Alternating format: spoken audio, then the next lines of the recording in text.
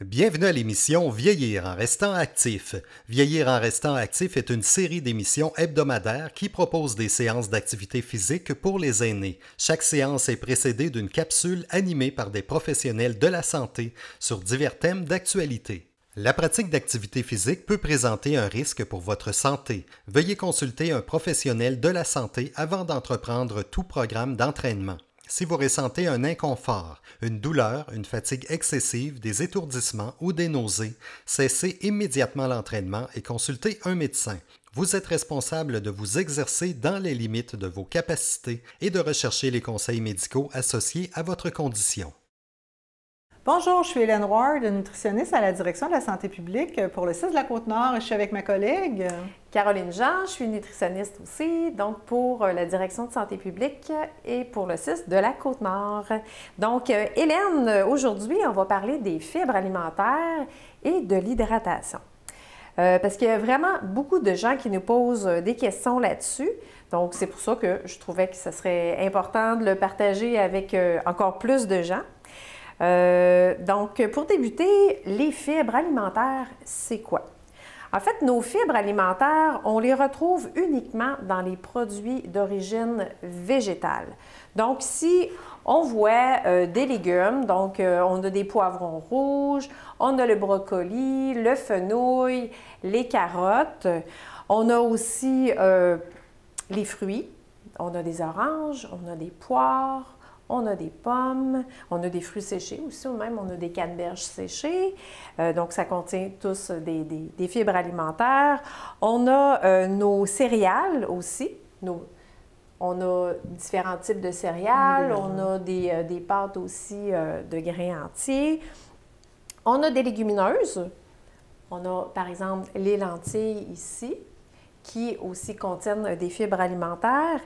Et ensuite, on a les graines et les noix qui contiennent aussi un bon lot de fibres alimentaires. Caroline, on voit qu'il y a vraiment beaucoup d'aliments qui contiennent des fibres. Maintenant, à quoi ça sert les fibres? Les fibres vont vraiment nous aider au niveau de la digestion. Entre autres, pour les gens qui ont des problèmes de constipation, les gens qui ont des problèmes là, au niveau du côlon irritable. Mais on va le voir tantôt, là, il nous faut des fibres, mais il nous faut aussi de l'eau. Donc, on en parlera tantôt au niveau de l'hydratation. Les fibres aussi vont nous permettre là, de ralentir l'entrée du sucre dans le sang. Donc, pour les gens qui ont des problèmes là, de diabète, puis tout ça, ça peut être intéressant. Donc, finalement, on voit que les fibres ont vraiment un grand potentiel au niveau de la santé générale. Donc, c'est aussi important de préciser que les fibres alimentaires, si on mange varié, si on mange toutes sortes d'aliments, on va aller chercher des fibres qui sont un petit peu différentes. Et à ce moment-là, ça va avoir encore un pouvoir plus intéressant.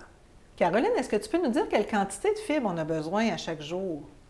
Bien, en fait, pour retirer vraiment le maximum de bienfaits de nos fibres alimentaires, il faudrait consommer entre 25 et 35 grammes de fibres à chaque jour.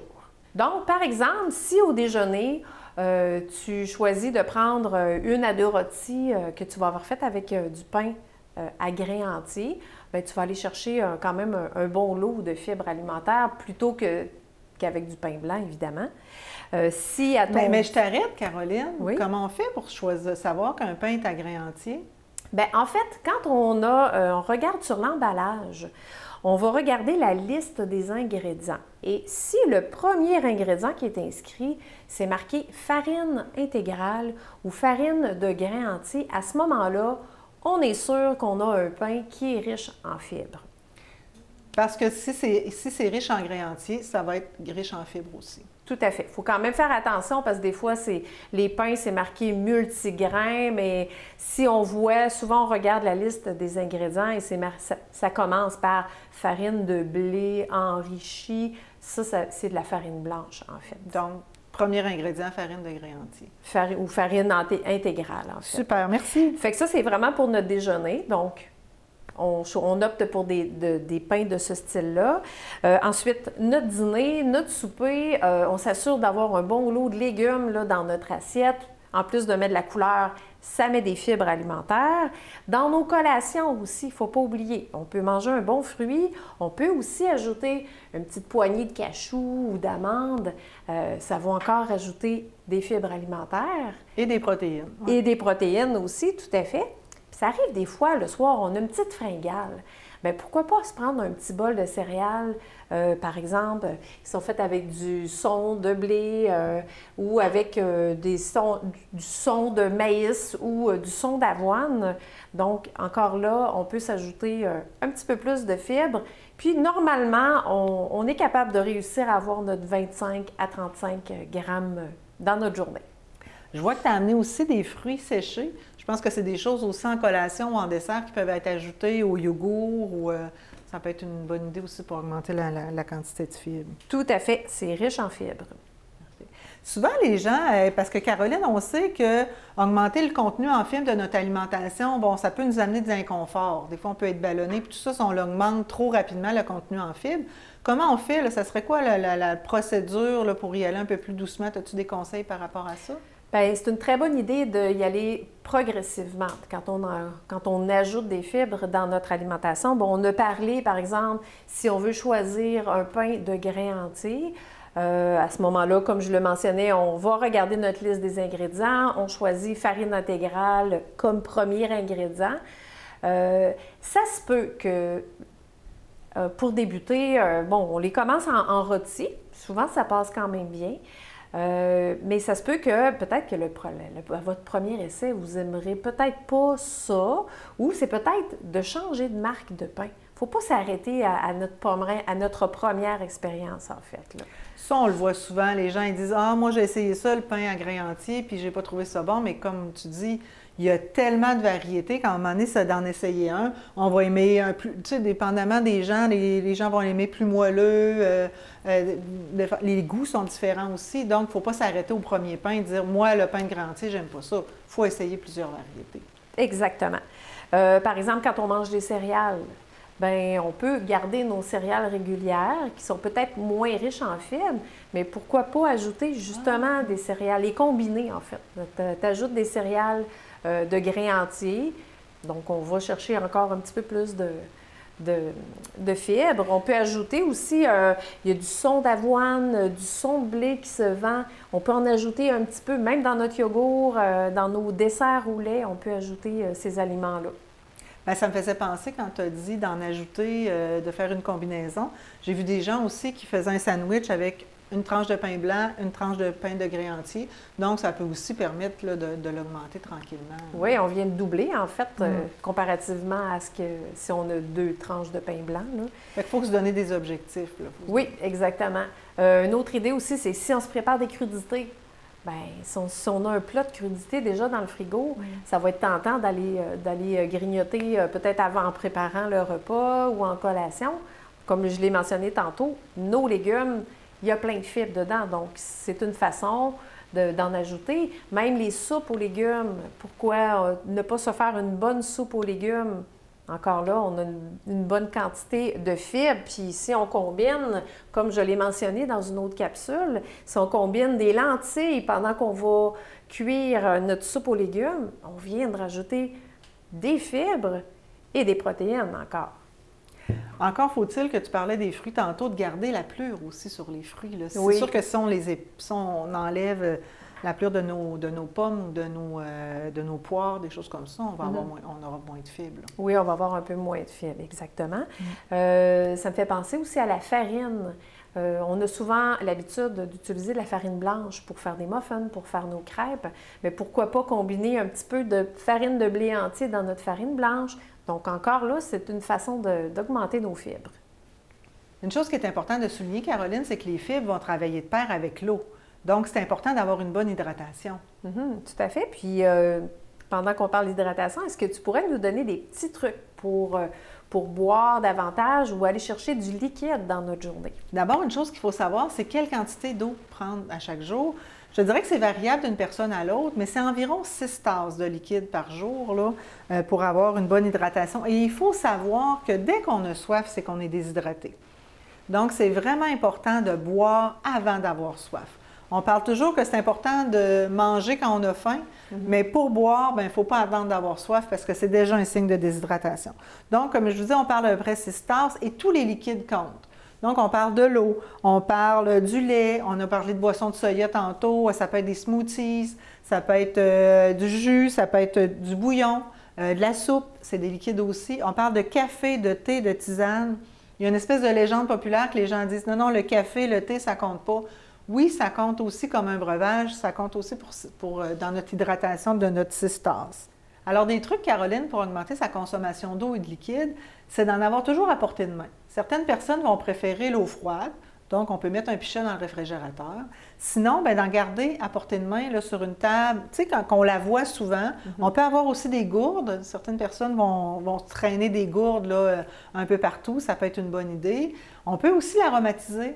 Mettre des fraises, basilic, on peut avoir des framboises, on peut mettre aromatiser notre eau, on peut jouer comme ça, puis ça permet là, de faire changement, puis d'augmenter notre consommation d'eau parce qu'on trouve ça bon. On peut aussi, quand on prend notre médication, d'augmenter la quantité d'eau qu'on prend. Donc, au lieu de prendre juste une petite gorgée, de prendre plus d'eau, de prendre un verre d'eau à chaque fois qu'on prend de la médication. Et je te dirais aussi que c'est important de se fixer quand même des moments. On peut dire, OK, je bois de l'eau à 10 heures, à 3 heures, à 7 heures, parce que si on dit, je vais augmenter ma consommation d'eau, mais qu'on ne se donne pas nécessairement de trucs, souvent on se rend compte qu'on ne l'a pas fait. Donc, en se fixant des moments comme ça, puis de s'assurer aussi qu'au repas, on a vraiment une quantité d'eau, soit par notre breuvage, notre thé, notre café, comme on disait tantôt, ça peut être aussi une soupe, donc d'augmenter aussi notre quantité d'eau au repas. Donc, toujours intéressant de discuter avec toi, Hélène. Donc, on espère que ces petits trucs vont vous permettre de vous hydrater davantage dans la journée parce que quand on a soif, c'est déjà un signe de déshydratation. Donc, on boit tout au long, des petites quantités tout au long de la journée. Et aussi, on a parlé de fibres alimentaires, donc on s'assure de consommer suffisamment de fruits, de légumes, des légumineuses, des noix, des céréales de grains entiers. Donc, maintenant, on vous invite à bouger. Ici Marie-Noëlle Fontaine, kinésiologue à Cercovie. Bienvenue à Move, posture et stabilité. Pour l'entraînement d'aujourd'hui, vous n'aurez besoin que d'une chaise sans appui-bras et d'un espace bien dégagé autour de vous. On y va? C'est parti!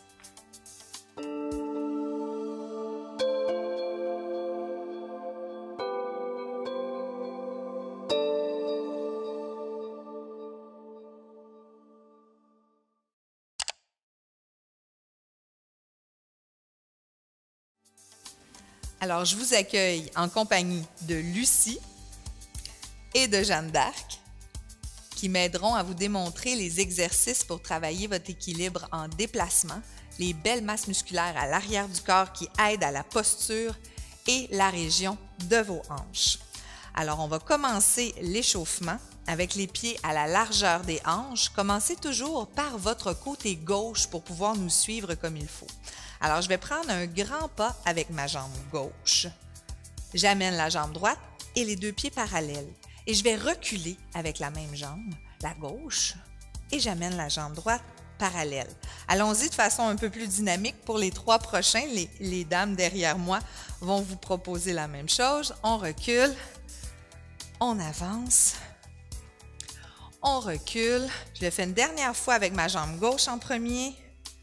On recule et on va partir avec la jambe droite. Allons-y. La droite, on recule. La jambe droite. Portez vraiment une attention particulière à la manière dont vos pieds arrivent l'un à côté de l'autre de façon bien parallèle. Un dernier en avant et à l'arrière. On place nos jambes un peu plus larges que notre bassin.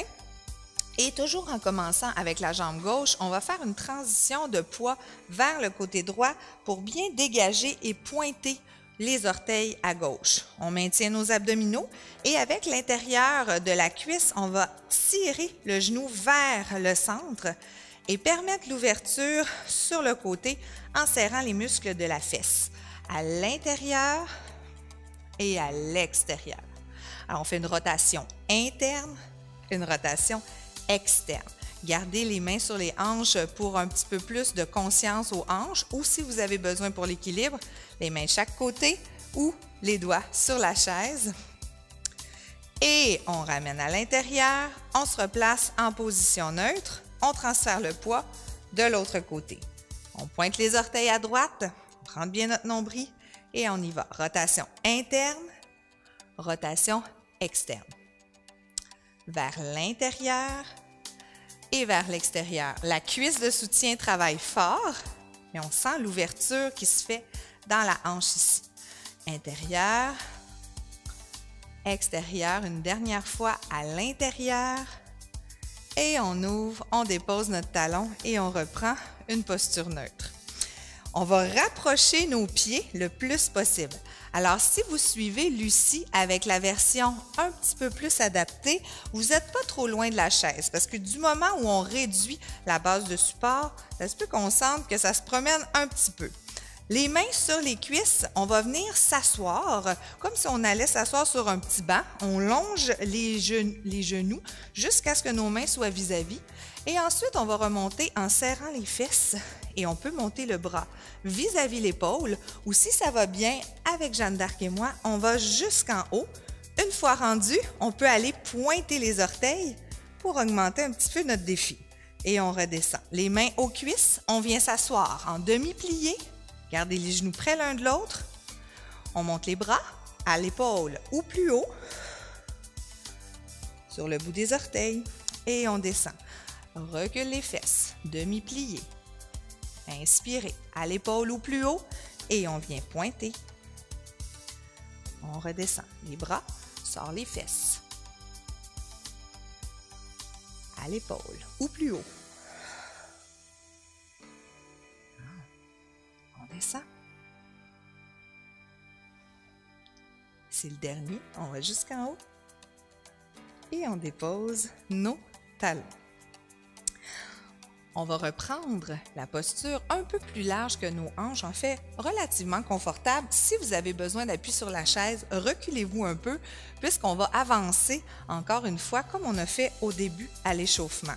Alors, on commence par notre jambe gauche. On va prendre un grand pas à l'avant et on amène le genou droit en équerre. On va tenir là 3 secondes. Avance le pied gauche, amène le genou à l'équerre et on recule. On fait ça seulement 4 fois et on revient. Alors, vous allez reculer avec le genou qui est à l'équerre, donc votre genou droit qui recule. Encore 2. Soulève. On recule. On le fait une dernière fois. On amène. Et on recule. 4 prochaines répétitions, on va rajouter un mouvement d'ouverture de la hanche. Alors, on avance en équilibre. On ouvre la hanche sans bouger le genou de devant. On ramène devant et on recule. Alors, la jambe droite a à faire un beau mouvement de penture. Lève, ouvre, ramène, recule. J'en fais 2 encore. Avance, lève, ouvre, ramène, recule. Et un dernier. Avance, lève, ouvre, ramène, recule. Êtes-vous prête pour partir avec l'autre jambe?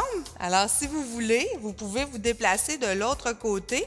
Alors, pour l'instant, on a un appui. Ceux qui n'ont pas d'appui, vous pouvez demeurer à l'endroit où vous êtes là présentement. Alors, j'avance avec ma jambe droite en premier. Jambe droite, genou à l'équerre et je recule, je recule. La droite à l'équerre, recule, recule.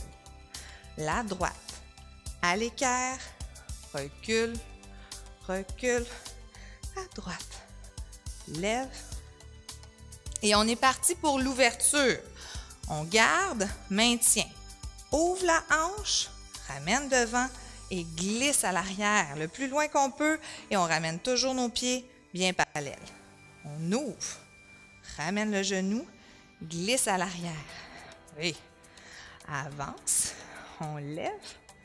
Ouvre le genou. Je vais en faire un dernier. Avance. Lève.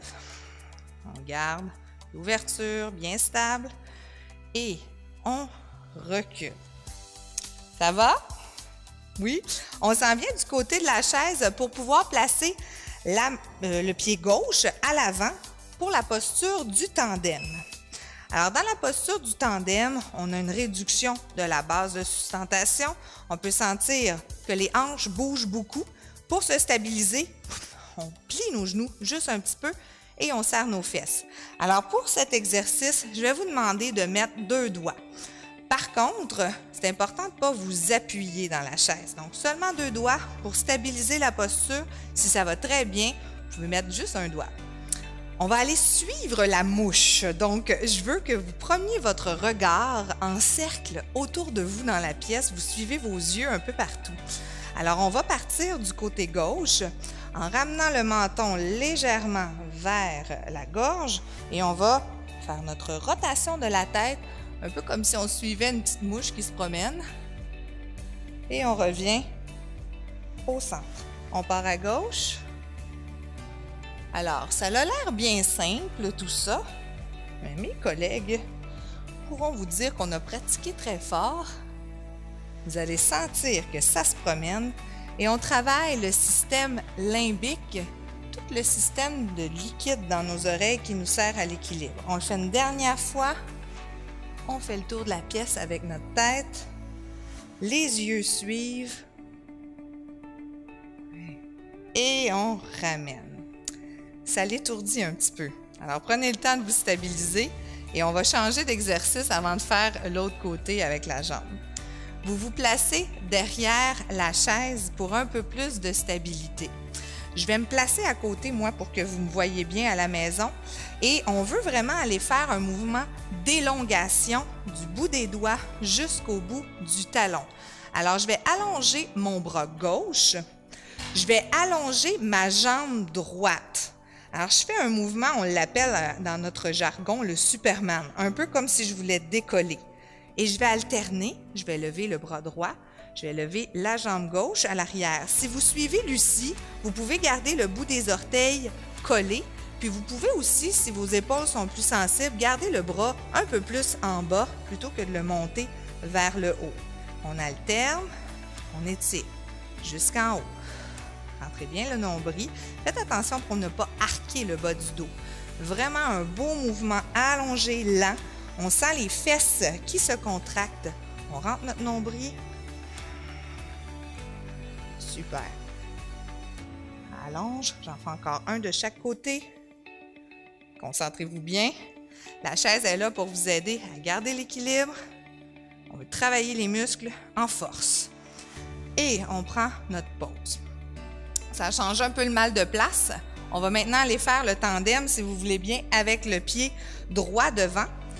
On plie nos 2 genoux, on serre un peu nos fesses. On a dit qu'on mettait 2 doigts à l'appui. Si ça a bien été la première fois, vous pouvez mettre seulement 1 doigt. Et on va commencer la rotation de la tête en suivant la mouche, en partant vers la droite. Alors, on ramène le menton et on fait un grand cercle autour de la pièce.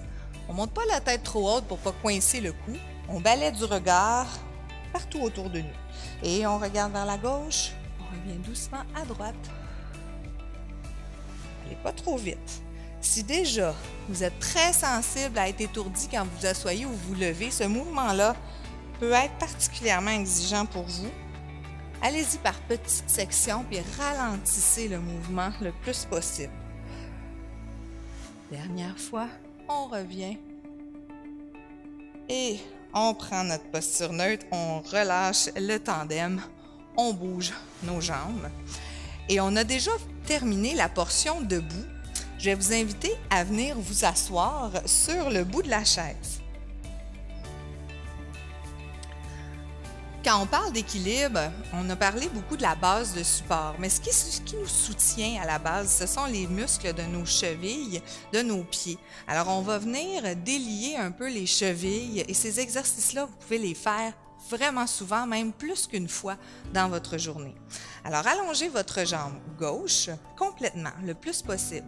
Certains pourront sentir peut-être que le genou n'a pas le goût d'aller jusqu'au bout. Dans ce cas-là, si c'est un peu fléchi, c'est correct aussi. On va venir descendre le bout du pied vers le plancher et on va remonter nos orteils le plus haut possible. On fléchit, on remonte. Vous sentez le devant de la jambe qui étire. Alors, c'est souvent à cet endroit-là où ça manque un peu de flexibilité. On revient et je le fais une dernière fois. Vers le bas et vers le haut. La jambe bien allongée. On va partir le mouvement à partir du fémur. Rotation interne de la jambe. Rotation externe de la jambe. Rotation interne. Rotation externe. Je le fais encore 2 fois. Rotation interne. Rotation externe. On va jusqu'au bout. On veut vraiment à partir de la hanche et non du genou. Rotation externe. Maintenant, on va ramener la jambe vers le haut. On peut soutenir en dessous ou encore prendre le pantalon. Le dos bien droit pour étirer l'arrière du dos et la fesse. Et on va faire une rotation interne, donc un beau tour complet avec la cheville. Essayez de détendre vos épaules, d'allonger la colonne vertébrale. On essaie toujours aussi de ramener un peu le menton pour avoir un beau dos droit. On fait un dernier tour. Changer la direction vers l'extérieur. C'est simple, mais ça fait vraiment du bien. On sent que ça bouge partout dans le mollet. Un dernier tour. Et on dépose. On allonge plutôt, je m'en allais ramener le genou. On allonge la jambe, complètement allongée. On va venir faire le mouvement du départ, donc pointer et relever. Pointer, relever. Pensez à votre posture, le beau dos droit. Relever. Je le fais une dernière fois. Pointer. Relever. On fait le mouvement de l'essuie-glace. Donc, à partir de la hanche, rotation interne, rotation externe. Alors, de ce côté-là, pour moi, c'est plus exigeant. Je fais vraiment attention pour être concentrée, garder ma belle posture, respirer comme il faut. Quand je contracte, prendre quelques secondes pour vérifier à quel point c'est plus tendu dans un sens. Si j'ai une blessure, je ne vais pas trop loin. Et on va ramener cette fois-ci pour vrai le genou vers soi. Et on va faire notre rotation interne. Le dos est bien droit. Détendez vos épaules. Pensez à allonger, ramener le menton. Et on change la direction.